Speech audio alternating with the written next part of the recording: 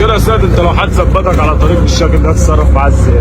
تعرف معاه ازاي؟ اه الطريق زي ده؟ اه هتخش فيه؟ اه هتخش فيه ازاي يعني؟ لو هو ثبت في المكنه ولا في ايه؟ طب لو هو راكب معاك مثلا. عقل في المكنه بص في كذا حل. ازاي يعني زي ايه؟ اليوم بتصور ولا ايه؟ ايوه صورك. لا يا عم في كذا حل والله. يعني مثلا لو هو ثبتك وانت ماشي اه بتقلب المكنه. تمام. بثبتك وانت يعني وانت لو بعد ما اوقفك بتكون بقى ايه على حسب ما انت بتتعامل معاه بعد ما بتنزل من المكنه. يا بتاخد المفتاح ترميه، تمام انت بتنزل بتعمل كده تسحب المفتاح من ايدك وترميه في اي حته. تمام. ايدك فيها اي حاجه وتروح خبطه معوره وبتتعامل معاه. لو هو واحد بتتعامل معاه، لو هو اتنين بقى الله اعلم انت ورزقك.